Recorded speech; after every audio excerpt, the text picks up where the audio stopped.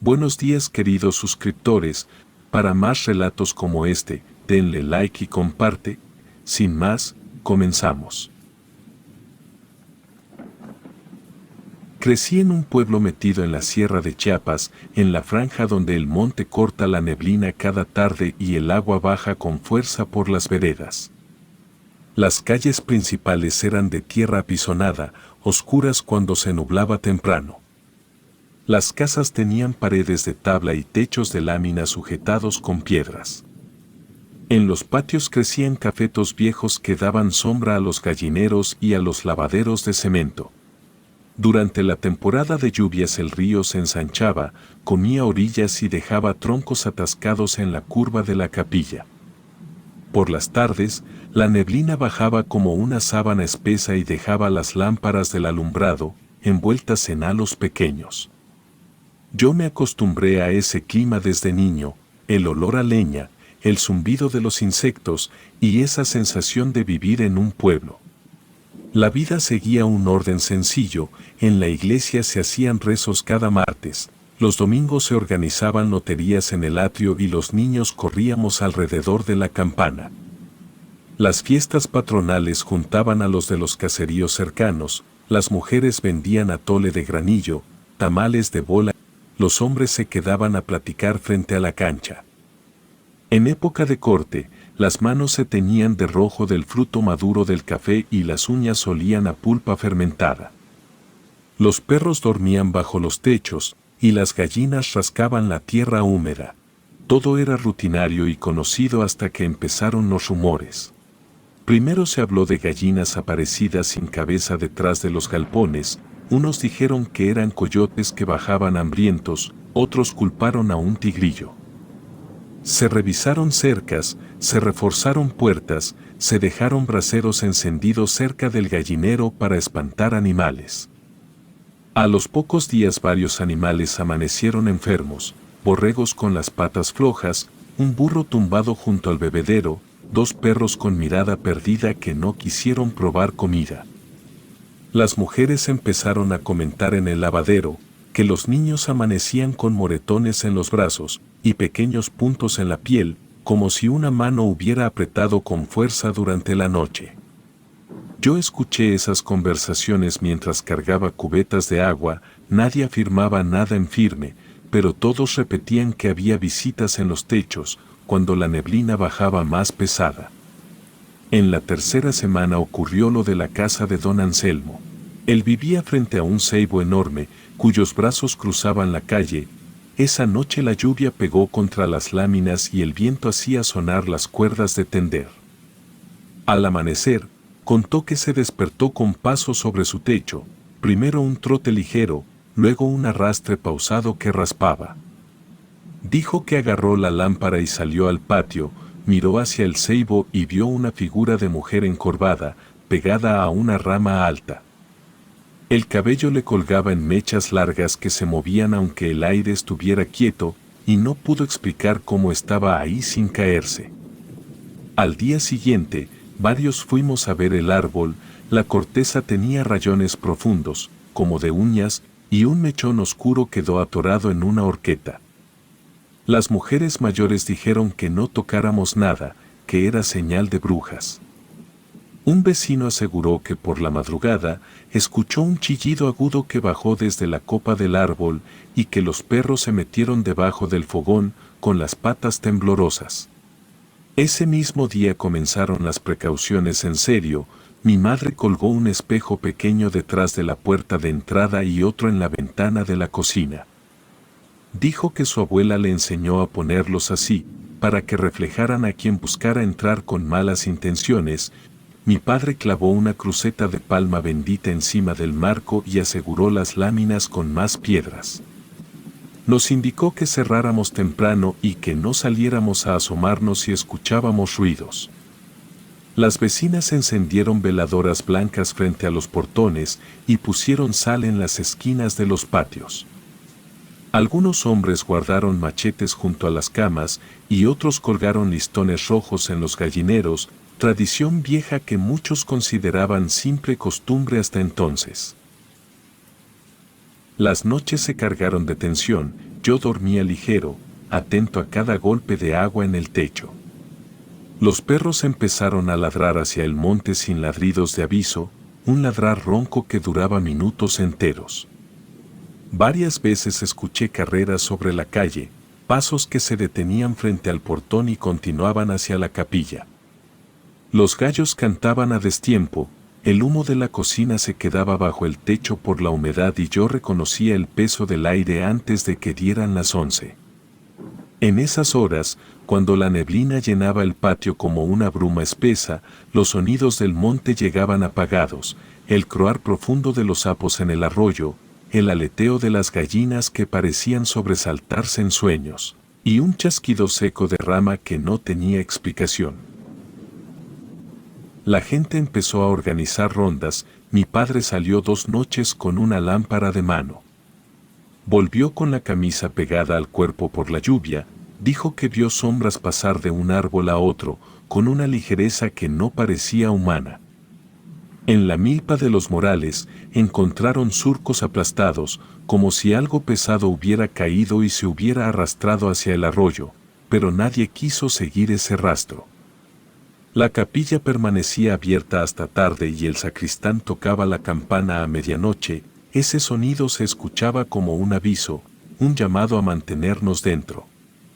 Los más viejos contaron historias que llevaban años sin contar, mujeres que se quitaban la piel para volar, bolas de fuego que cruzaban el cielo, pactos hechos en el monte con alguien que pedía pagos a cambio de salud o cosecha. Yo escuché todo con atención y fui registrando cada detalle. En mi casa el ambiente cambió. Mi madre guardó tijeras bajo la almohada de mi hermana menor, dijo que el hierro cortaba visitas indeseadas, nos hizo dormir con calcetines y un rebozo cubriendo el cuello. Yo me encargaba de revisar el candado del gallinero antes de que oscureciera. También recogía la leña para que no quedara nada regado en el patio. Aprendí a reconocer ruidos del techo, el golpe de una rama suelta, el goteo persistente justo encima del dormitorio, el arrastre mínimo de una hoja grande empujada por el agua. Aún así, había sonidos que no entraban en ninguna categoría. La noche que recuerdo con más claridad, comenzó con nubarrones desde las 5, antes de cenar, una corriente de aire frío cruzó la sala y el mantel de plástico se levantó en una esquina. Cerramos todas las ventanas y el agua empezó a caer, como si alguien volteara cubetas sobre la casa. La lámina vibró y el olor a tierra mojada se mezcló con el café que hervía en la hornilla. A esa hora el pueblo quedaba en penumbra, con pocas luces encendidas detrás de cortinas gruesas. Yo me acosté con la lámpara al alcance y el corazón inquieto. Pasadas las 10, escuché el primer golpe en el techo, un golpe seco que hizo sonar los clavos. Me quedé fijo mirando la sombra de la viga, luego llegó otro golpe, más largo, con arrastre. La lámina crujió como cuando alguien camina con cuidado, mi madre se tensó a mi lado, agarró mi brazo, y yo sentí cada latido subirme a la garganta. El arrastre se movió del centro hacia la parte trasera, donde el gallinero pegaba con la pared. Entonces se escuchó un chillido largo, sostenido, que no bajó ni subió de tono y que se metió por debajo de las puertas como una hoja delgada. El gallinero se agitó de golpe y la casa entera pareció vibrar. Me quedé inmóvil, con la lámpara en la mano sin encenderla, y supe que esa era la primera noche de una serie que iba a cambiar la forma en que vivíamos en nuestro pueblo. Al amanecer siguiente, los vecinos llegaron a la casa, con las caras tensas y la ropa pegada por la llovizna, traían linternas de mano, pilas nuevas y machetes envueltos en costales. Mi padre habló con ellos en voz baja y acordaron rondas nocturnas por sectores, la subida al ceibo, el callejón de la capilla, la vereda que baja al río y el camino de la milpa de los Morales. Yo pedí ir con él, me dejó acompañarlo con la condición de caminar detrás y hacer caso a sus señas. Pasamos la tarde preparando lámparas, un puñado de sal para las entradas y un manojo de ramas de ruda amarradas con listón rojo. Mi madre calentó café fuerte y puso un plato con tortillas para la gente que llegara a coordinarse. A esa hora el cielo ya estaba gris y la neblina empezaba a bajar por los cafetales. La primera ronda la hicimos 8 hombres y yo. Las suelas se hundían en el lodo y cada paso dejaba huellas profundas que se llenaban de agua. Por las ventanas veíamos veladoras encendidas en platos de aluminio, frente a imágenes cubiertas con bolsas, para que la humedad no les comiera el papel. Los perros no descansaron, sus ladridos iban dirigidos al monte con un gruñido grave que sostenían por minutos. En la esquina de la escuela primaria, uno de ellos retrocedió con el lomo erizado y las patas abiertas, no avanzó aunque le hablaron por su nombre, y ese comportamiento puso nervioso al grupo. Fuimos casa por casa. Doña Tomasa, la mayor del barrio, nos detuvo en su patio, nos señaló los cafetales detrás de su barda de piedras. Dijo que una madrugada, cuando se levantó a avivar la hornilla, vio pasar una figura desnuda entre las hileras. Aseguró que la lámpara alumbró unas piernas largas y un cuerpo aterrador y encorvado, señaló la altura con la mano y la dirección del paso. Mi padre caminó esa línea con la luz y encontró marcas profundas, separadas por saltos bruscos, como si el cuerpo hubiera avanzado en carreras cortas. Más arriba, en la milpa de los Morales, el daño era claro. Varias hileras de maíz estaban tumbadas hasta el suelo y las plantas aplastadas mostraban un patrón de arrastre que cruzaba de lado a lado. En medio del terreno, un círculo de tierra removida despedía olor a humo y tierra quemada, como si hubieran apagado brasas con agua hacía poco. Las huellas al borde del círculo tenían forma alargada y garras marcadas con precisión. Yo me agaché para medir con la palma de mi mano. La marca superaba el tamaño de mi mano por mucho. Los hombres rodearon el sitio con las lámparas levantadas y se quedaron en silencio unos segundos para escuchar el monte. Se oyó un chasquido seco en las copas de los árboles, luego otro más lejos. En eso, la neblina cerró la vista a pocos metros. Las familias más viejas comenzaron a traer recuerdos que mantenían guardados. En la tienda, mientras pesaban frijol y azúcar, los mayores contaron que en la sierra siempre hubo mujeres que se reunían lejos del pueblo para trabajar cosas que no se decían en voz alta. Mencionaron nombres de parajes: La Cuchilla, La Cueva Seca, El Paso del Venado. Dijeron que hacía décadas se corrió la voz de un pacto hecho por una mujer y el diablo, que le pidió salud para su hijo y a cambio le entregó ofrendas en noches contadas. Nadie quiso asegurar fechas ni apellidos, pero todos relacionaron el crecimiento del río y las pérdidas de animales. Era la primera vez que yo oía esos lugares encadenados en una misma charla, con esa seguridad en las pausas y en los gestos. La noche más pesada de esa semana nos encontró en el tramo del Ceibo. Éramos 6, con 2 lámparas grandes y machetes. La humedad daba en la cara, pero a medianoche, un chillido agudo cruzó por encima de nosotros, constante y alto. Las lámparas alumbraron ramas que se movían en direcciones distintas sin viento aparente. Vimos una sombra alargada brincar de árbol en árbol con una ligereza imposible. No cayó, no se detuvo a descansar, iba de copa en copa, como si conociera cada cruce. Dejaba una estela de olor a humo, mezclado con la tierra mojada. Mi padre ordenó rodear por el callejón de la capilla. Corrimos con cuidado, las suelas hundidas hasta el tobillo, y salimos al patio del gallinero de los García y ahí la encontramos. El gallinero estaba abierto de par en par, la puerta colgaba de un clavo arrancado y el alambre se veía cortado en tiras, no roto por mordida. Las tablas de la pared tenían marcas oblicuas y a la vista quedaban plumas negras, pegadas con manchas rojas en el marco, como si las hubieran colocado con intención. El olor a sangre mezclado con la humedad llenaba la boca. Las gallinas quedaban dispersas en el suelo con el cuerpo rígido y sin cabeza, un gallo aquí y otro más allá, con las patas estiradas y abiertos por la mitad. Uno de los hombres apartó con el machete los restos para contar, y las lámparas alumbraron huellas que entraban y salían del corral con dirección al monte. La forma de las marcas era la misma que en la milpa, pero más profundas. Mi padre dijo que no siguiéramos ese rastro en ese momento, colocó sal en la entrada y clavó 2 tablas para cerrar la puerta. A la mañana siguiente, la noticia de la niña corrió por todo el pueblo.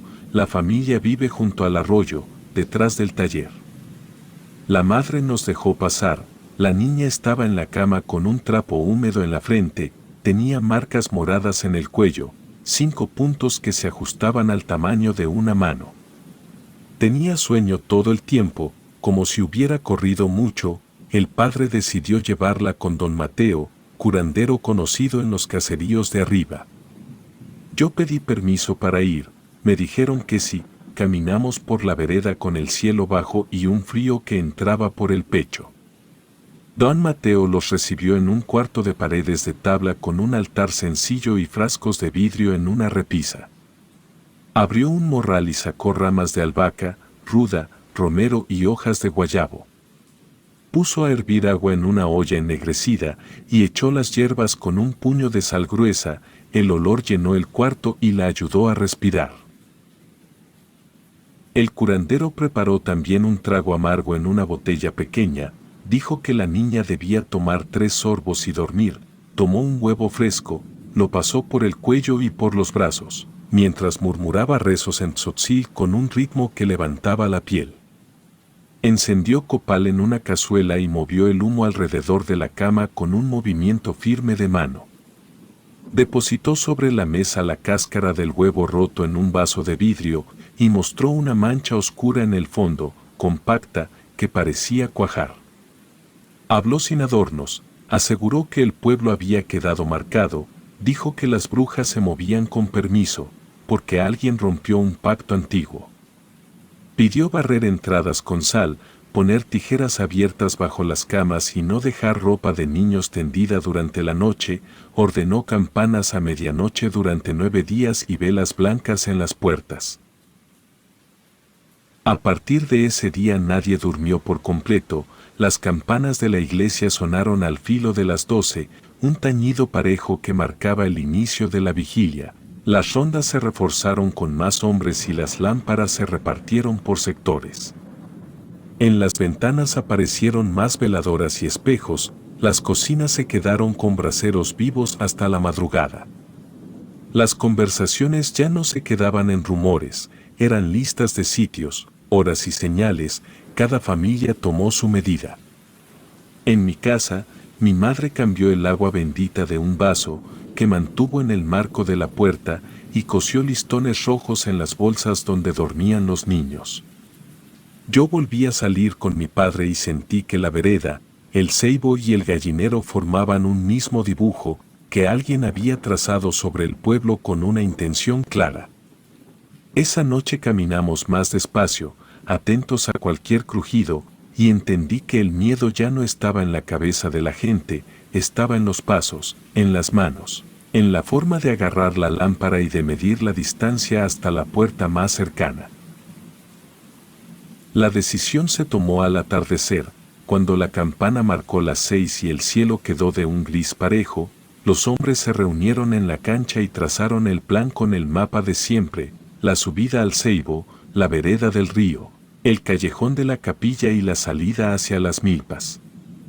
Se juntó leña seca en carretillas y se apilaron troncos en las entradas del pueblo. Encendimos fogatas con ocote para que el humo se mantuviera vivo y alumbrara los cruces. Sobre la tierra esparcimos sal gruesa en líneas rectas, de cerca a cerca, y colocamos puñados en los portones. Repartimos machetes, lámparas de mano y cuerdas. Unos llevaron costales para cubrirse si la neblina bajaba más. Mi madre me amarró en la muñeca un listón rojo y me dio una bolsa con ruda.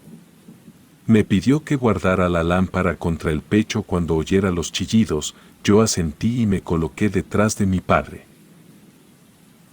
A medianoche el viento cambió, la neblina se metió por la calle principal y las fogatas levantaron chispas. Desde el lado del río nos llegó el primer chillido, era largo y sostenido, sin quiebres, como un hilo tensado que atravesaba los techos. Los perros se metieron bajo las mesas y se quedaron temblando, con los ojos fijos en las puertas. La campana de la capilla sonó con golpes parejos, uno tras otro, y a cada tañido otra respuesta se escuchó desde los árboles. Las sombras empezaron a moverse entre los cafetales, se miraban de reojo con la luz de las lámparas, pasaban altas, inclinadas, con una velocidad que no correspondía a un cuerpo cansado. Nos repartimos por sectores y caminamos en cuña, con un hombre al frente y dos a los lados. Las suelas se hundían en el lodo y cada paso dejaba un dibujo claro de la dirección. Los chillidos provenían ahora de 2 sitios, luego de 3, como si rodearan el pueblo. Al llegar al ceibo escuché golpes sobre las láminas cercanas, un correteo que cambiaba de casa en casa, la luz de una lámpara dio en un cuerpo encorvado sobre una rama. El cabello caía en nudos densos, brillantes por la humedad. La figura avanzó por el árbol con manos y pies como si conocer la corteza fuera cosa aprendida. Dejó caer algo oscuro que pasó rozando la fogata y cayó junto a un tronco, eran plumas negras pegadas con sangre. Cuando nos acercamos, la sombra saltó a la calle con una facilidad que no correspondía a esa altura. Mi padre gritó la orden de cerrar el paso por el callejón, corrimos y la neblina que no nos dejaba ver, y 2 hombres abrieron los brazos para encajonar el movimiento. La verdad, yo moría de miedo, me coloqué detrás, con la lámpara alta. La vimos de frente en el claro de tierra entre la capilla y la escuela, era una mujer encorvada, huesuda, con los hombros filosos bajo un vestido hecho jirones, la piel se veía manchada en zonas, como si se hubiera raspado contra troncos. Los ojos reflejaron la luz de las lámparas con un brillo intenso, sin parpadeo. Alzó la cabeza y lanzó un grito agudo que vibró en la boca del estómago, el sonido hizo que los perros en toda la calle contestaran con aullidos. Los hombres cerraron el círculo, uno intentó arrojar la cuerda desde un lado y otro avanzó con el machete a la altura de la cadera. La mujer saltó con un impulso y pasó por encima de una cerca con púas. Las púas se doblaron y varias se quedaron con hilos de tela y mechones pegados, cayó del otro lado, avanzó a 4 puntos por un tramo, se levantó y se perdió entre cafetos con zancadas cortas y rápidas.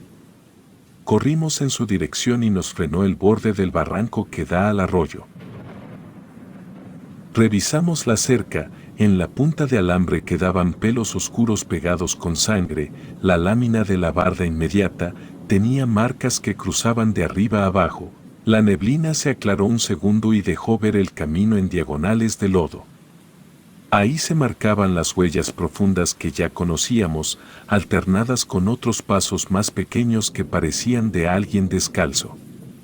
La mezcla confundía el rastro, pero aún así, lo seguimos hasta el borde del monte. Ahí el olor cambió, llegó una bocanada de humo húmedo y tierra recién removida.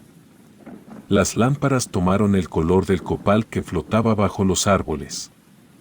Un hombre señaló un tronco bajo con rastros frescos de sangre, otro recogió un trozo de uña clavado en una corteza, lo guardó en un pañuelo y mi padre dijo que no entraríamos al barranco en esa oscuridad. Trazó sal en el suelo formando un semicírculo, frente a los árboles y dejó clavada una estaca con un listón blanco. Regresamos a la calle principal, pasamos frente a la casa de los García y notamos el gallinero en silencio, con la puerta reforzada por dentro.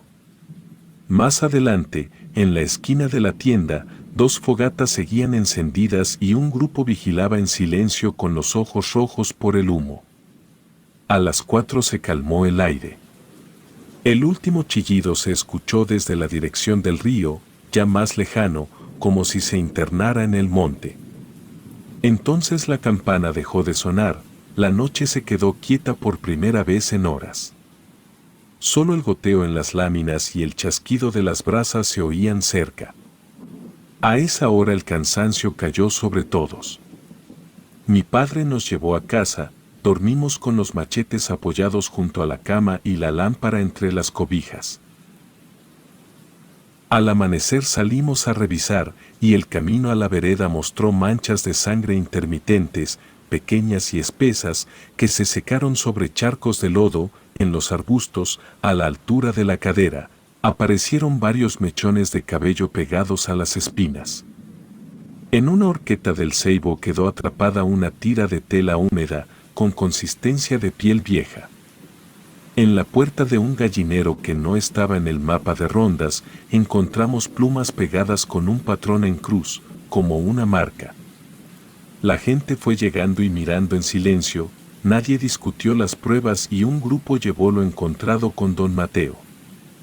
Dijo que las señales confirmaban que las visitas no se iban a detener con una sola noche de fogatas, recomendó repetir el toque de campanas y mantener la sal en los límites. Nos aconsejó no dejar solos a los niños ni para ir a traer agua. Pasaron 2 días, y en la noche volvieron los ruidos en los techos, pero ahora más alteados. Las sombras siguieron cruzando por los cafetales. Una familia de la parte alta bajó con sus cosas amarradas en costales. Dijeron que dormirían con parientes en otro caserío, y al tercer día se fueron 2 familias más. Dejaron puertas encajonadas con tablas y gallineros abiertos para no perder tiempo. La calle de la escuela quedó con casas cerradas, sin humo en los techos y sin perros echados en las entradas. A la semana, el pueblo se sintió hueco, las fogatas se encendían con menos gente y la tienda atendía a ratos. La capilla se quedó con velas consumidas pegadas en platos negros por el hollín. Mi padre habló con nosotros a la luz del mediodía, dijo que ya no había quien hiciera rondas en el sector del río y que no era seguro quedarse. Decidimos irnos antes de la siguiente lluvia grande. Cargamos ropa, documentos, una imagen pequeña de la patrona y las tijeras que mi madre guardaba bajo la almohada. Soltamos a las gallinas que quedaban para que buscaran refugio en el monte. El último en salir fue mi padre. Cerró el portón con alambre, dejó la casa con los espejos colgados y un vaso de agua bendita sobre el marco. Caminamos hasta la salida, donde la sal marcaba la línea de protección. Volteé la vista hacia la calle vacía, vi el ceibo inmóvil y escuché un aleteo corto sobre los cafetales, pero no regresamos. Con los meses supimos que casi nadie volvió. Las casas se quedaron con puertas abiertas, techos enmohecidos y patios cubiertos de maleza. Los caminos se llenaron de lodo duro con las marcas viejas grabadas. Los gallineros quedaron vacíos y las tablas cruzadas se aflojaron con las primeras tormentas. A veces, cuando paso por la carretera, miro hacia el recodo donde estaba nuestra calle. No se ve el pueblo, solo la mancha verde. La gente de los caseríos cercanos evita esa zona al anochecer. Dicen que en noches de luna alta se escuchan chillidos largos encima de los árboles y que se miran sombras cruzando por las copas, rápidas y seguras, como si siguieran su ruta de siempre sobre los cafetales. Yo llevo conmigo esa última campanada de la capilla y el brillo demoníaco de los ojos que nos miraron en el claro. Con eso entiendo por qué las casas se quedaron sin gente y por qué a ese lugar ya nadie se atreve a llamarlo pueblo.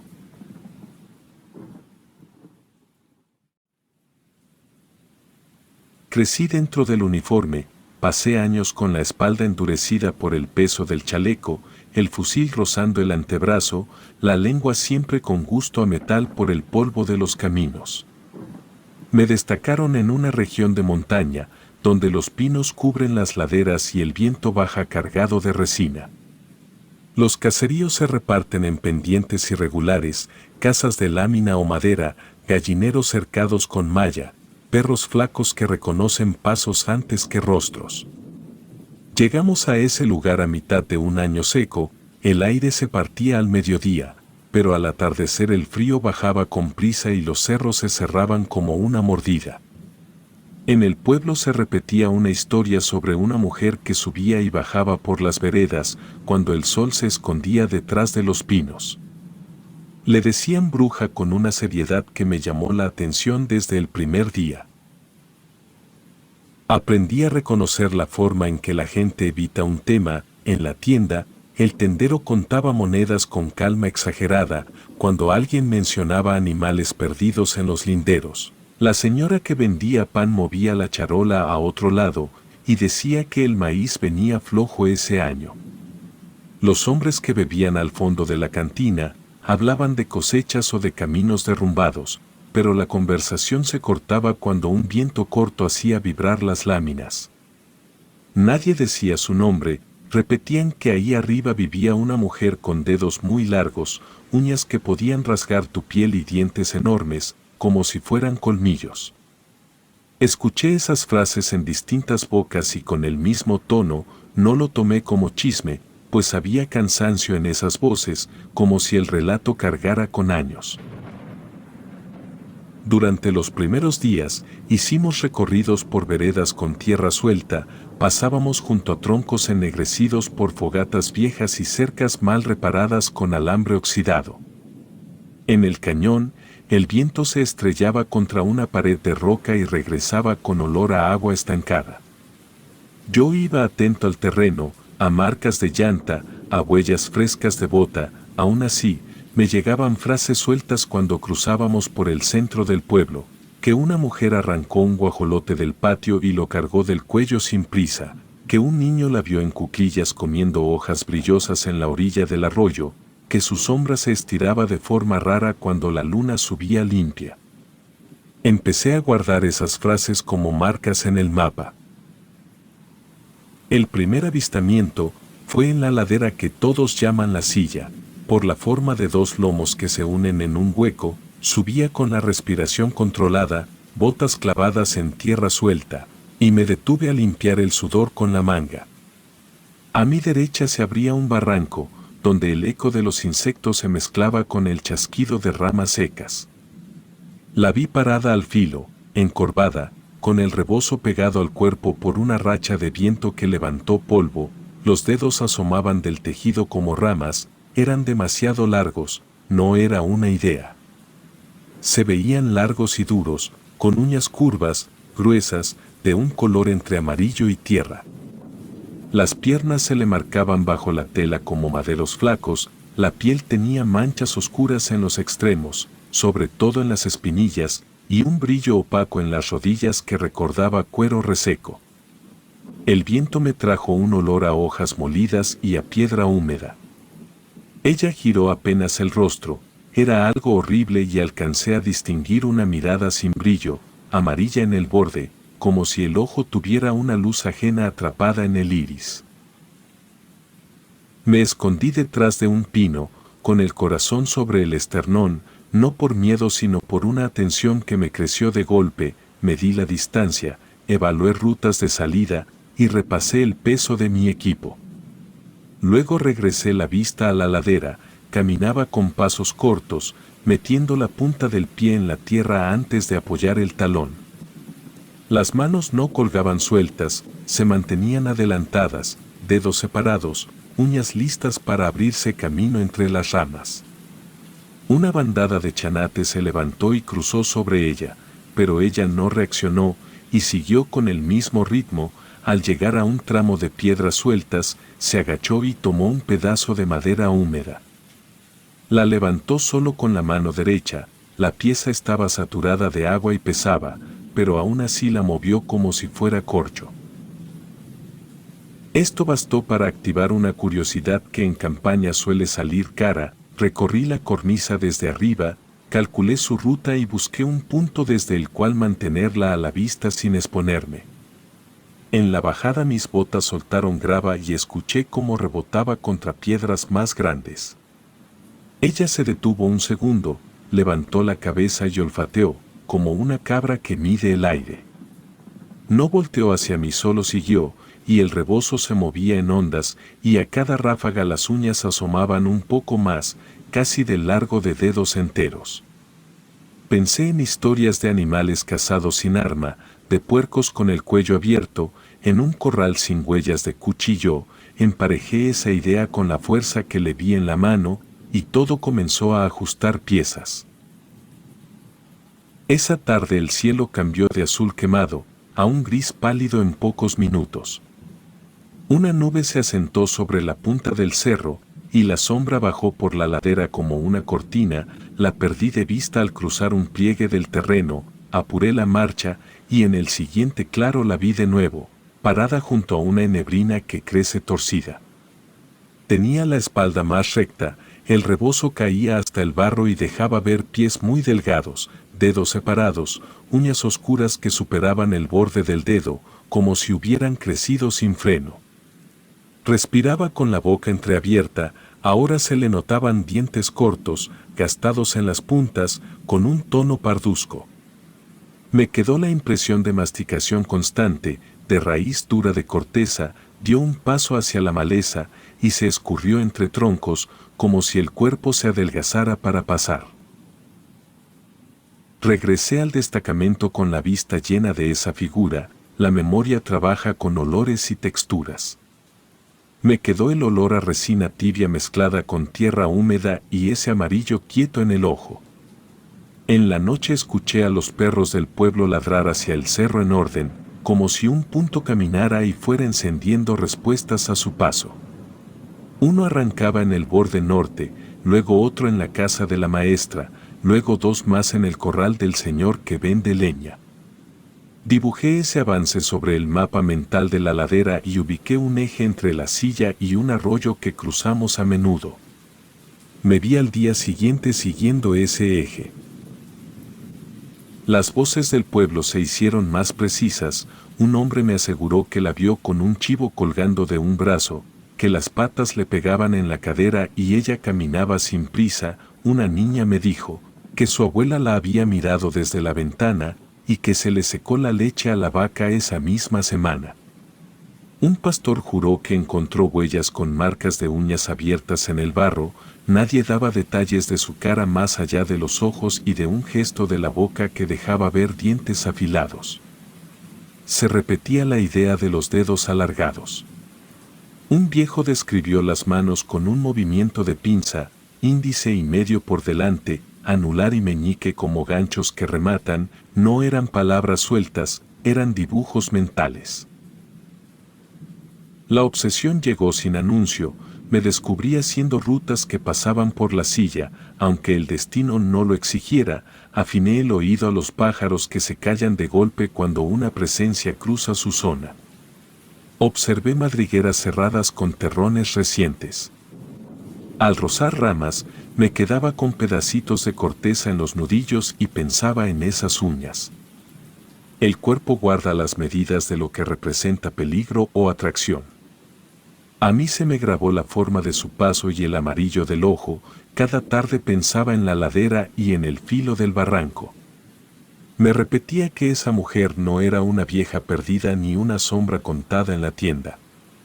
Vivía en esos cerros con dominio del terreno y una fuerza que no encajaba en su delgadez. Me propuse verla de cerca, medir su respiración, conocer el lugar donde se oculta cuando la noche cae y el viento baja con olor a agua y madera. Ahí empezó todo. El recuerdo de esa primera vez me hizo trazar rutas con precisión.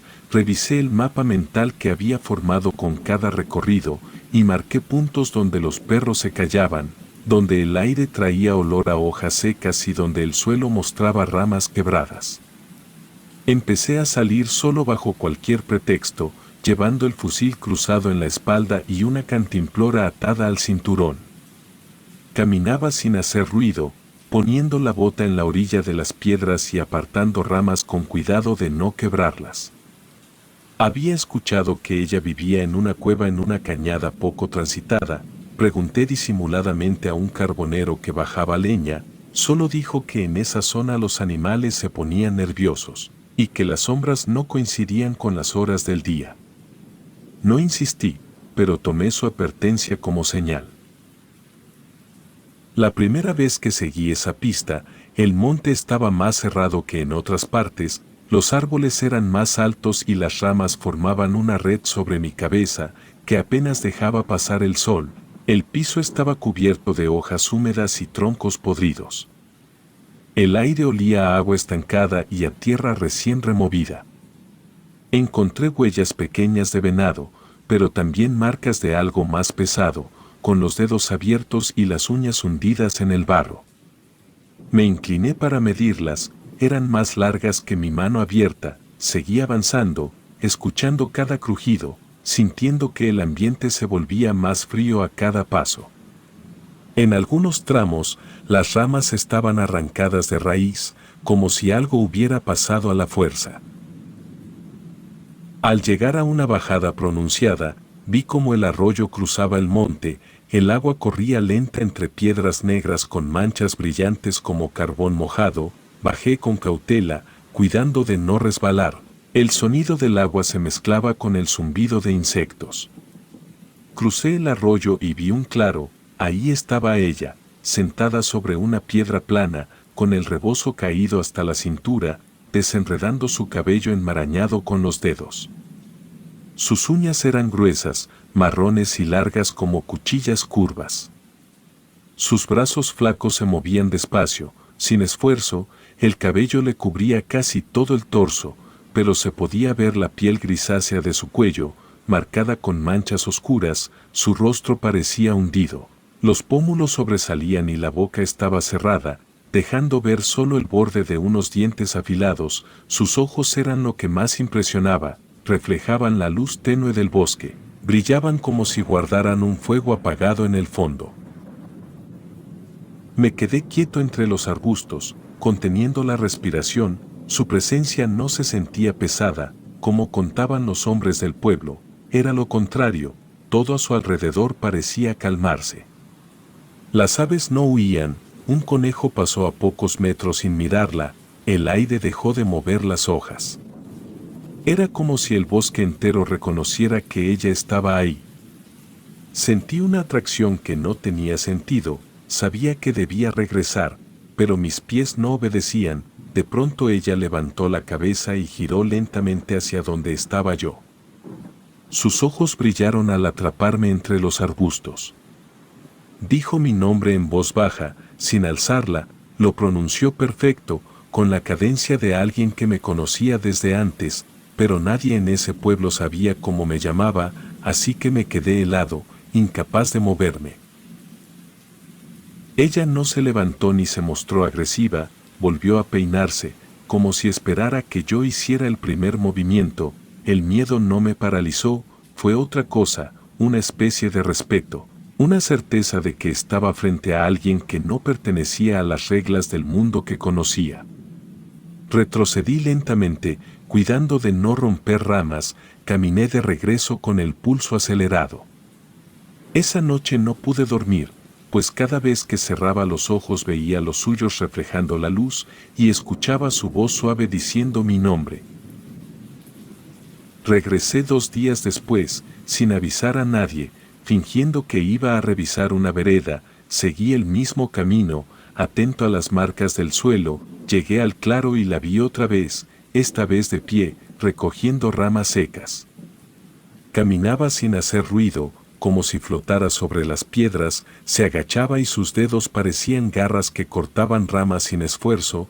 La observé durante 1 hora, escondido entre el follaje.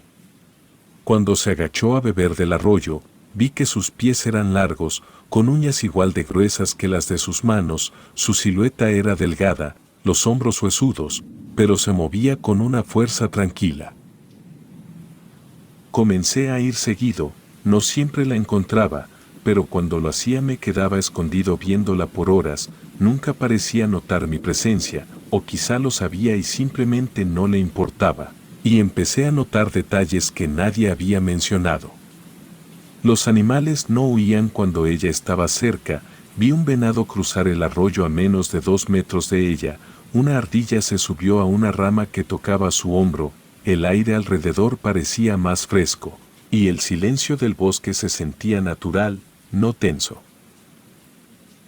Con el tiempo, dejé de preocuparme por cumplir todas las órdenes en el cuartel, salía solo cuando debía estar patrullando con el grupo, con la excusa de revisar las rutas. Cada visita al claro me hacía sentir una calma que nunca había experimentado. Sabía que estaba jugando con fuego, que si alguien descubría mis movimientos habría consecuencias, pero aún así, no podía dejar de buscarla. Un día llegué más temprano, y ella estaba sentada en la misma piedra, pero sin rebozo, su cabello caía hasta la cintura, grueso y enredado, sus brazos estaban cubiertos de cicatrices largas y manchas, y sus uñas estaban teñidas de tierra. Tenía los ojos fijos en el agua, me atreví a dar un paso fuera de los arbustos. No dijo nada, pero giró lentamente la cabeza hacia mí, así que me quedé quieto, esperando una reacción, pero ella alzó una ceja, como si ya me hubiera visto antes de que yo llegara, y luego volvió a mirar el arroyo. Di otro paso y sentí que el corazón me latía en la garganta, me acerqué unos metros más hasta que pude escuchar su respiración, lenta, profunda, con un silbido leve al final de cada exhalación. Me senté en una roca a pocos pasos, sin dejar de mirarla. No levantó la vista, se peinaba otra vez, separando mechones gruesos. Sentí que debía decir algo, pero las palabras no salieron. Me quedé viéndola, fascinado por cada movimiento, por la tranquilidad que transmitía a pesar de su aspecto. Sus dedos parecían herramientas hechas para desgarrar, pero los usaba con suavidad. Esa contradicción me atrapó. Pasé así lo que parecieron horas, hasta que el sol comenzó a bajar. Cuando me levanté para irme, escuché que volvió a pronunciar mi nombre, en el mismo tono que aquel día. No miré atrás y caminé con la certeza de que mi vida había cambiado, aunque no sabía por qué. Me tomó semanas reunir el valor para acercarme de verdad. Al principio solo me sentaba en la roca frente al arroyo, mientras ella seguía con su rutina, peinando su cabello o recogiendo plantas. Cuando me miraba, sus ojos amarillos me dejaban clavado en el suelo. No parecía molesta, pero tampoco mostraba interés. Una tarde, mientras el cielo se nublaba, escuché su voz por primera vez dirigida a mí. Me preguntó si iba a quedarme ahí mucho tiempo, con un tono seco, como si hablara con alguien que conocía desde siempre. Contesté que solo estaba descansando, y no dijo más. Pasaron días así, intercambiando frases cortas, hasta que una noche en la que el viento bajaba frío me hizo una seña para que la siguiera, y caminé tras ella sin pensarlo. Subimos por una vereda estrecha que parecía solo conocida por ella. Las ramas estaban cortadas a la altura exacta para su paso, y las piedras acomodadas, de forma que no hacían ruido bajo nuestros pies. Caminamos entre pinos y arbustos, hasta llegar a una abertura en la roca, camuflada por raíces secas. Se agachó para entrar y yo la seguí. La cueva estaba iluminada por velas en recipientes de barro que lanzaban sombras largas. Las paredes tenían símbolos tallados, espirales, cruces torcidas, figuras de animales con formas que no reconocí. Había frascos de vidrio llenos de raíces flotando en líquidos amarillos, huesos de aves colgados con cordones de fibra, pieles secas tensadas en marcos de madera.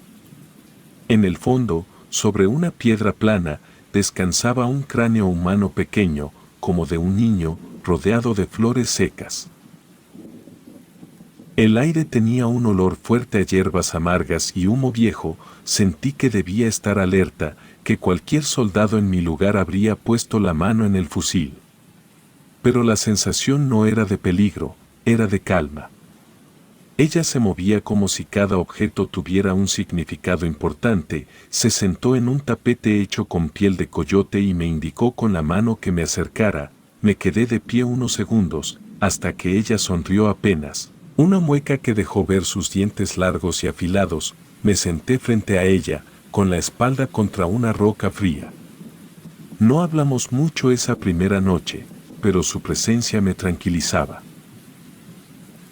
Con el tiempo, empecé a visitarla seguido, a veces llegaba en plena madrugada, me esperaba sentada en la entrada de la cueva, con los ojos brillando en la penumbra. Me ofrecía una infusión amarga que tenía sabor a tierra y a humo.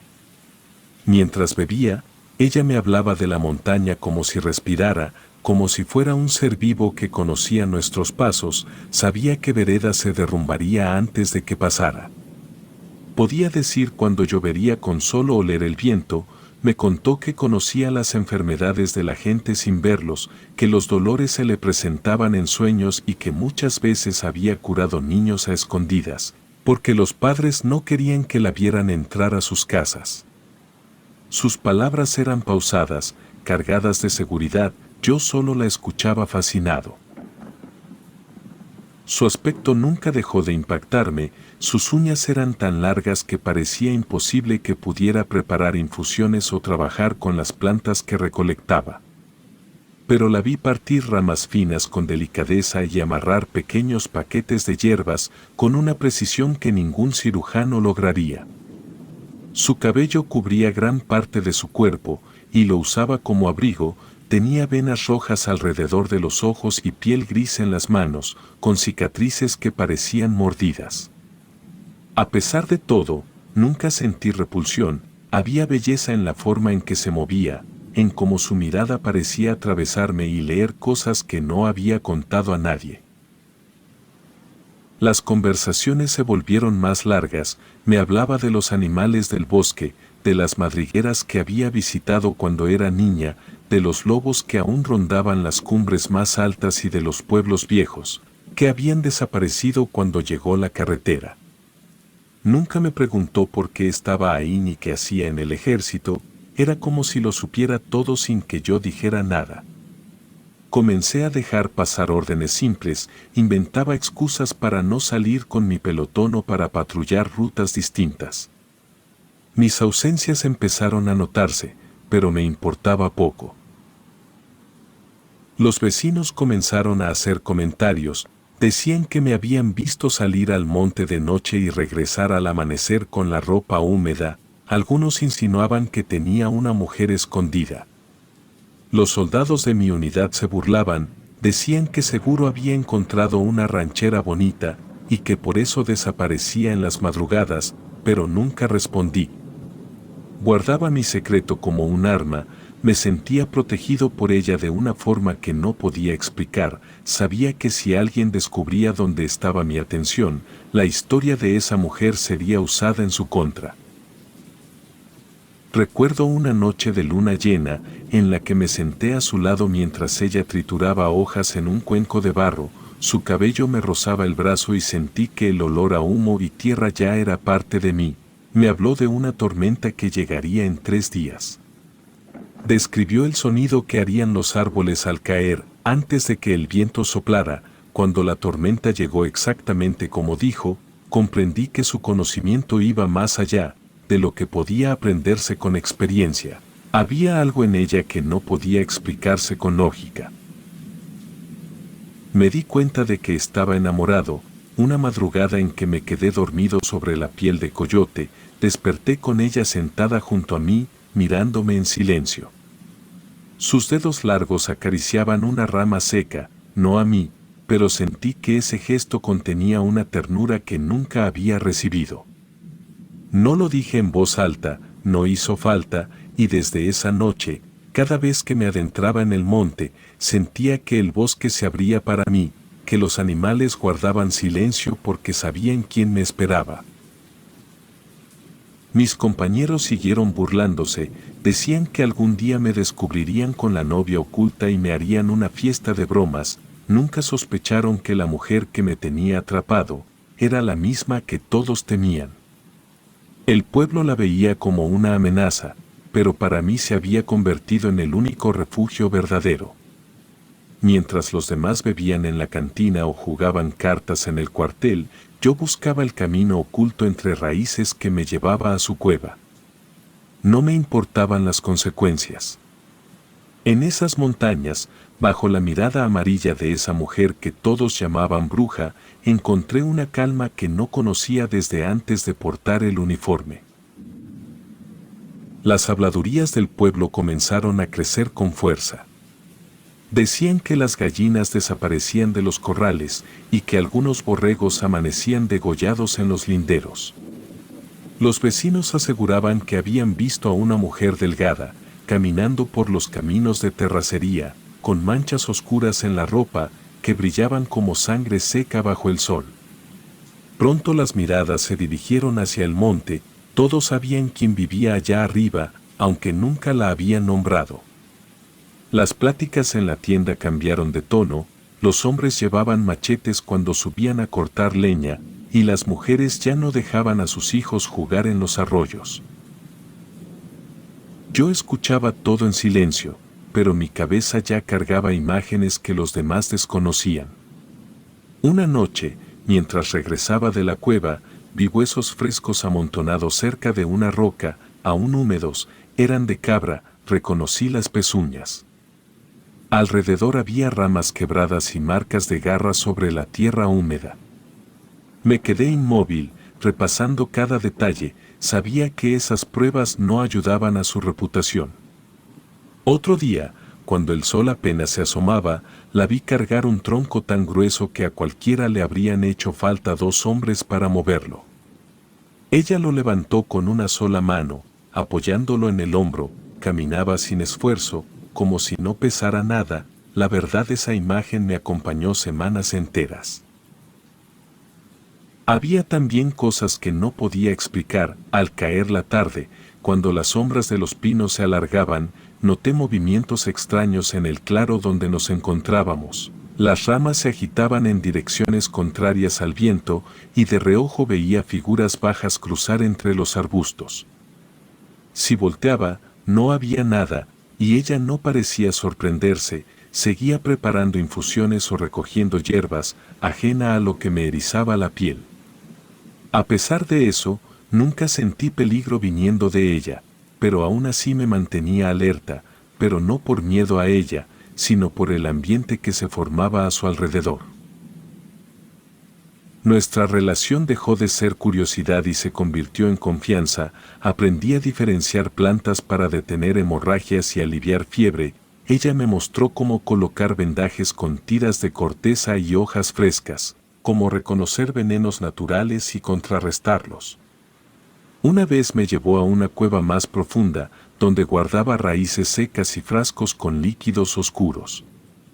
Me enseñó a preparar una pomada que sanó una herida en mi brazo, en la mitad del tiempo que habría tomado en el hospital del cuartel. Esa noche, mientras untaba la mezcla sobre mi piel, sentí que sus dedos huesudos eran tan precisos como pinzas. La primera vez que me salvó la vida, fue en una patrulla. Íbamos por un sendero estrecho cuando recordé sus palabras.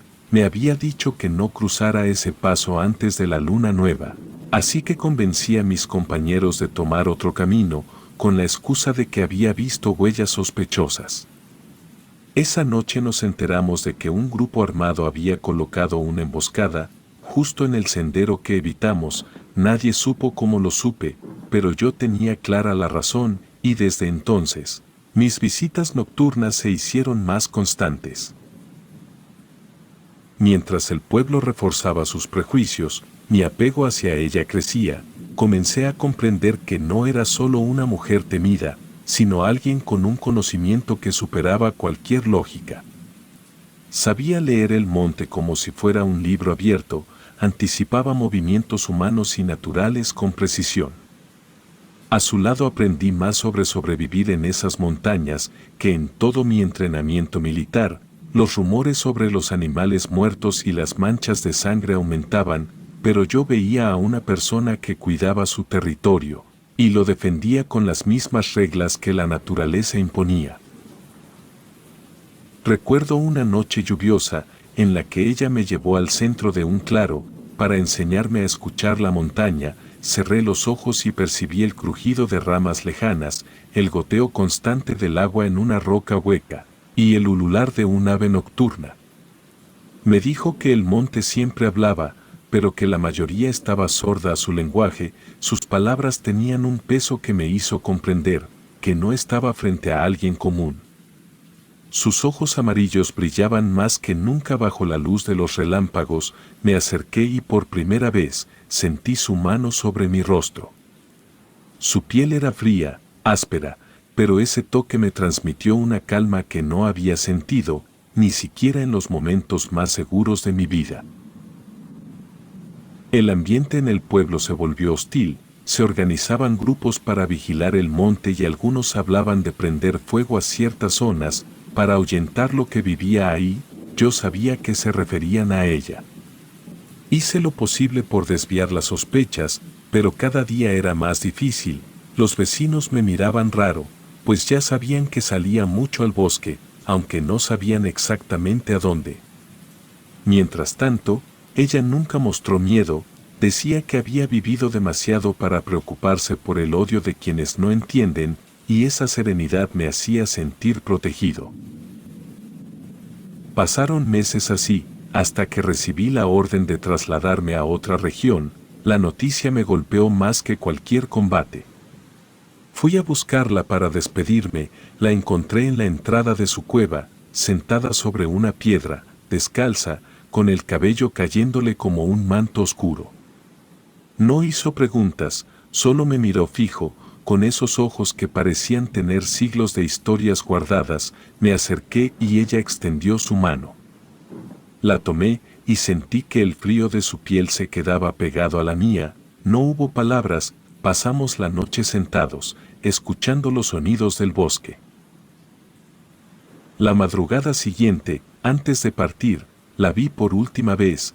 Estaba en el mismo lugar, erguida, con la mirada clavada en mí. Mientras bajaba por el sendero, sus pies desnudos parecían no hundirse en el barro. Esa imagen quedó grabada en mi memoria, con más fuerza que cualquier batalla. Nunca volví a verla. Terminé mi servicio, me mudé a otra ciudad y traté de llevar una vida normal. Me casé, tuve hijos, pero nada llenó el vacío que dejó esa despedida.